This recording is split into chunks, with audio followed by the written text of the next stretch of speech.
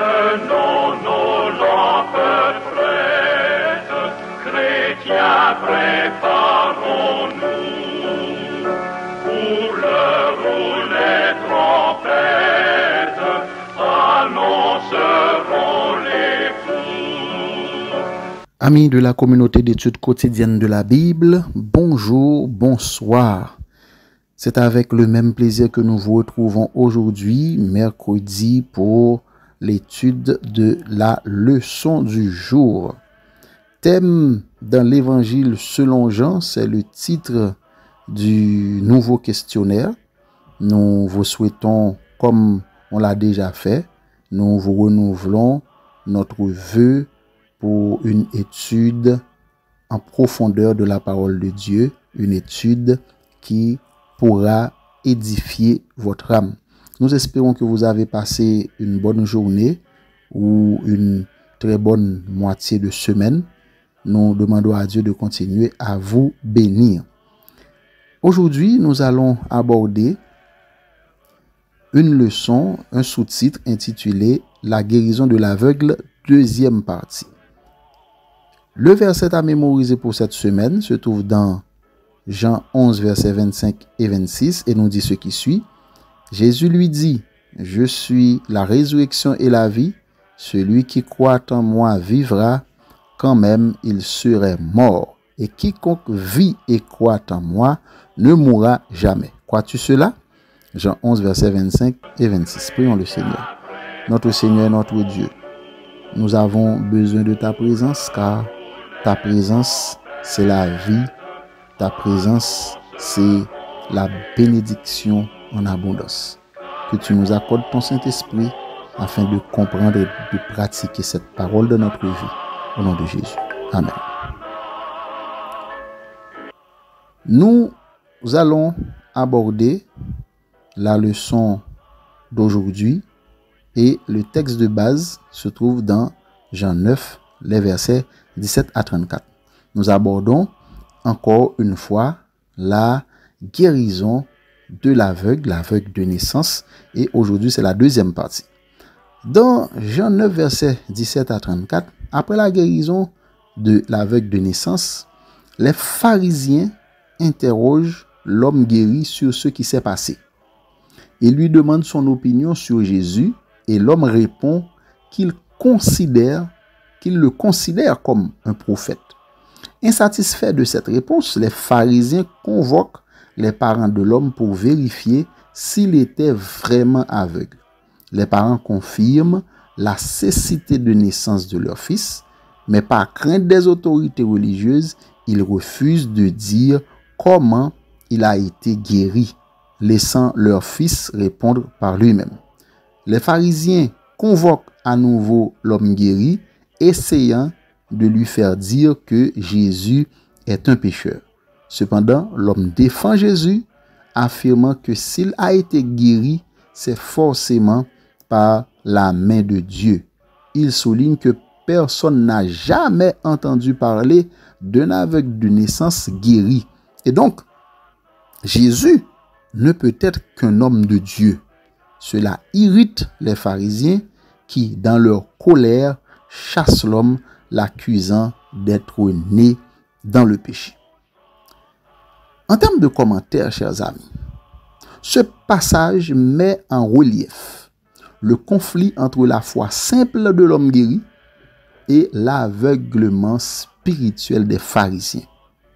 Alors que l'homme, grâce à son expérience personnelle, il reconnaît dans son expérience personnelle, il reconnaît progressivement la nature divine de Jésus. Les pharisiens s'enferment dans leur incrédulité.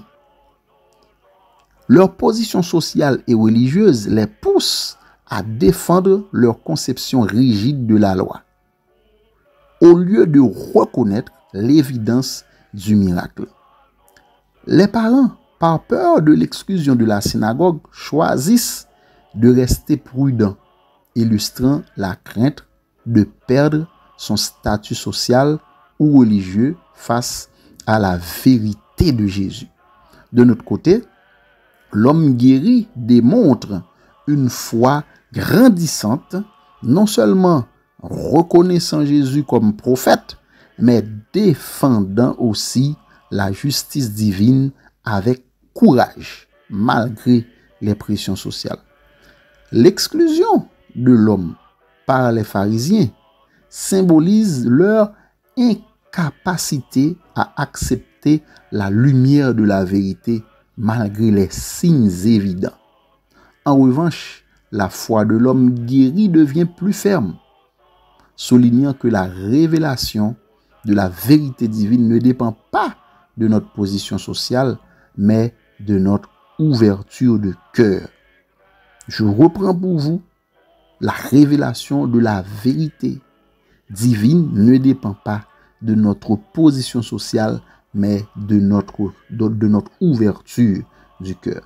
Dès lors que vous êtes disposé à recevoir le Seigneur, vous êtes disposé à recevoir le Saint-Esprit, l'Éternel est prêt à vous l'accorder. Il suffit que vous soyez humble de cœur, simple, dépourvu d'orgueil. Jésus est disponible pour vous accorder son esprit. Quels sont les deux messages que nous devons retenir? Le premier message: la foi en Jésus s'approfondit face à l'adversité. La foi en Jésus s'approfondit face à l'adversité. L'homme guéri fait preuve de courage en affirmant que sa guérison vient de Dieu, même sous la pression des pharisiens. Cela nous enseigne que la foi véritable est prête à témoigner de la vérité, même face à l'opposition. Deuxième message: l'aveuglement spirituel empêche de voir la vérité. L'aveuglement spirituel empêche de voir la vérité. Alors que l'homme guéri voit physiquement et spirituellement, les pharisiens, eux, restent aveuglés par leur orgueil et leur attachement à la tradition. Leur refus d'accepter la vérité les conduit à rejeter Jésus, montrant que l'aveuglement spirituel est bien plus grave que l'aveuglement physique. Chers amis, demandons à Dieu de nous accorder la foi nécessaire pour pouvoir identifier les œuvres de Dieu des œuvres du malin. Pour que nous puissions faire cette distinction entre les œuvres de Dieu et les œuvres du malin, il nous faut la puissance du Saint-Esprit de Dieu. Et Dieu lui-même, il est prêt à nous l'accorder si nous lui demandons avec foi. Prions le Seigneur. Notre Seigneur, notre Dieu, encore une fois, nous t'adressons nos remerciements. Nous avons besoin de toi, nous avons besoin de ta présence, de ta puissance en nous. Daigne nous l'accorder au nom de Jésus. Amen.